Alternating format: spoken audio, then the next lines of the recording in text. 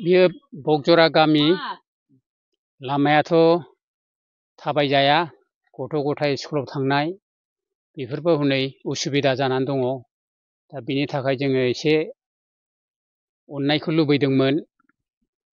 दा बिनि गेजेराव सारमोनहा मा खालामो बेखौ नोंसोरो एसे अनसायबा हामगौमोन। जोंनि गामिखौ जेब्लानाखि नांगौ सम बे समावथ' नोंसोरबो गाबफैगोन, नाथाय बिनि गेजेरावबो जोंखौ एसेबाबो नायसननांगोन। जोंनि इसिबां बोसोर जालांबाय,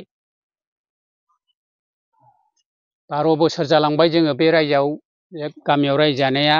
दिनैसिमबो रावबो केन्डिडेटफ्रा नायसनाखै आरो नायफैयाखैबो। जों ओरैनो जाबादा जा थाबायलाबायदों होनबाबो गैया माथो खबरानो। दा बेनि थाखाय जोङो फैनाय समावनो खेबसेयैनो मावखानो होननानै दा लामाखौ नायजोब्बाय, मोजां गाज्रि नुजोब्बाय। बिनि गेजेरजों जोङो एसे मोनोब्ला अननायखौ लुबैदोंमोन। दा सारमोनहा मा बुङो आरो मा सुबिदा होयो बिनि थाखाय जों मोनथायखौ लुबैदोंमोन। जों बे गामियावहाय रायजो जानाया जाबाय 12 बोसोर जाबाय आजि, नाथाय दिनैसिमबो रावबो केन्डिडेटफ्रा नायसनफैयाखै आरो फैखायाखैनो। बिनि थाखायनो एसे दा जिखिनि दङ बियो अननानै जोंनो अनसुंथाइ हिसाबै होफैनायमोनब्ला बानायनायमोनब्ला जों बहुद मोजां मोनगौमोन। बेसेबां किल'मिटार दं लामाया? मथा मथि 3.5 किल'मिटार दङ। नायफैयाखै रावबो। दा गथ'फ्रा हनै दहायनोथ' हनै स्कुलाव थांनाय मानसिफ्रा गोग्लैलाय लाङो, मालाबा थांनोनो मोना स्कुलाव, फैफिननांगौ जाहैयो। दा बेनि गेजेराव साइकेलबो सालायजाला, थाबायनानैथ' बे एसे गोजान जायोना, 2-2.5 किल'मिटार जायो। गथ'फ्रा बोरै थाबायलांगोन? दा बेनि थाखायनो जोङो एसे सेस्था खालामनाय होननाय जिनिसा जोंनाव सफैदों आरो सरखारखौ नायजानो लुबैदों। आरो सरखाराबो नायनांगोन। मानो होनोबा जि जायगायाव बिसोर नांगौ समावल'सो फैयो, नाङैबाथ' गैला।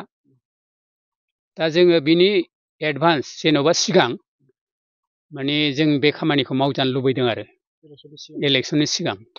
बेथ' जोंनि गोसोआवसो दङसै।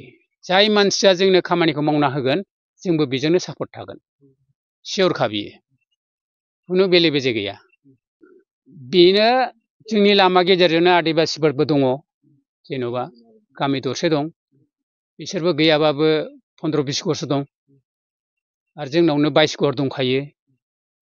दा जों गेजेरावनो मिलायनानै बे खामानिखौ मावनो माने सानगासिनो दं आरो सरकारा जुदि मावोब्ला अनोब्ला। আজি মই দুই তিনিটা কথা কম চৰকাৰলৈ।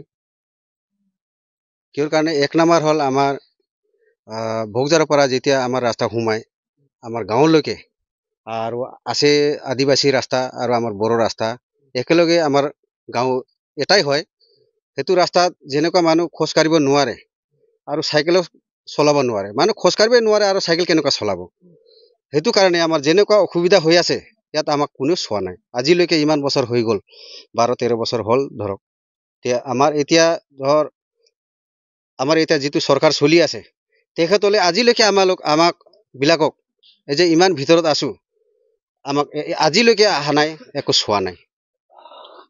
যেতিয়া ইলেকশ্যন আহিব তেতিয়াহ'লে সিহঁতে আহি সোমায়, কিন্তু গাড়ীটো ৰাস্তাত এৰি পেলাই থৈ আহে, কিন্তু খোজকাঢ়ি আহে। তেখেতসকলেও খোজকাঢ়ি আহে, কিন্তু ভোট খুজিব আহে। কিন্তু ভোট খুজিলে কি হ'ব? আমাৰ ৰাস্তাটো নাচায়, একো নাচায়, খালি আমাকহে ভোট খোজে। ভোটটো আমি কেনেকৈ দিম? আমাক একো নাচালে, আমাৰ ৰাস্তা ঘাট নাই, একো নাই, পানী কোৱা নাই, কি নাই, এইটো কোনে কি চাইছে আমাক? চৰকাৰেতো আমাক চাব লাগিবতো, তেতিয়াহে আমিও তেখেতসকলক আমিও সহায় কৰিব বিচাৰিম, আমাৰো মৰম থাকিব। তেখেতসকলে আমাক মৰম কৰিলে আমিও মৰম দিম, সেইটোৱে আমাৰ কথা। আজিলৈকে এতিয়া যোৱাকালি সিদিনা বৰষুণ পৰিলে, 2 দিন স্কুলত যাব নোৱাৰে পোৱালীবিলাক। এতিয়া আমাৰ অসুবিধাটো কোনে চাইছে? কোনে চোৱা নাই, আজিলৈকে কোনো চোৱা নাই আমাক। এইটো ৰাস্তা যেনেকুৱা অসুবিধা হৈ আছে, এইটো আজিলৈকে যিকোনো দল হওক সোমাই পেলাই খালি আহিব, ভোট খুজিব আৰু ৰাস্তাবিলাক কিনো একো কথা কৈ নাযায় খালি ভোট খুজিও যাব যেতিয়া ইলেকশ্যন পাৰ হৈ গ'ল তেতিয়া চব পাহৰি গ'ল আমাক কোনো নাচায় স্কুলতো যোৱাটো কথাই বাদে 2 দিন 3 দিন এবচেণ্ট হৈ যায় বৰষুণ পৰিলে মানে স্কুল যাব নোৱাৰে পোৱালিবিলাক ৰাস্তাতে পৰি যায় এইটো ড্ৰেছটো চব ময়লা হৈ যায় এইটো ড্ৰেছটো যদি বোকা চুকা চব লাগি যায় কেনেকৈ স্কুলত যাব তাৰ পৰা ৰিটাৰ্ণ হৈ যায় পোৱালিবিলাক তে কেনেকৈ স্কুলত যাব তেতিয়া 2 দিন 3 দিন স্কুলত এবচেণ্ট হৈ যায় তেতিয়া আকৌ স্কুলত যাব পৰহি দিন মাষ্টৰে সুধিব কিয় স্কুলত অহা নাই পিটিব তে এইটো প্ৰব্লেমটো ছাৰে নুবুজিব এইটো প্ৰব্লেম আমিহে জানে গাঁৱৰ মানুহে জানে আৰু যিমানখিনি আছে আমাৰ গাঁৱৰ মানুহ এই তেখেতসকলে জানে এই ছাৰবিলাকে নাজানিব আমাৰ গাঁৱত যে কেনেকুৱা ৰাস্তা হৈ আছে কেনেকুৱা যাব কেনেকুৱা আহিব এনেকুৱা অৱস্থা চলি আছে আমাৰ এতিয়া বৰ্তমান এটা সেইকাৰণে আমাৰ চৰকাৰলৈ মই অনুৰোধ কৰে যাতে আমাকো অলপ চাই পেলাই আপোনালোকে অলপ চকু দি পেলাই কোনা কোনা আপোনালোকে চাওক আমাক হেতে মোৰ আপোনালোকৰ ওপৰত অনুৰোধ ৰাস্তাটোতো আছে 3.5 কিলোমিটাৰ মান হ'ব এইটো বনাব লাগা এইটো বনালেতো আমাৰ বহুত সুবিধা হলে হয়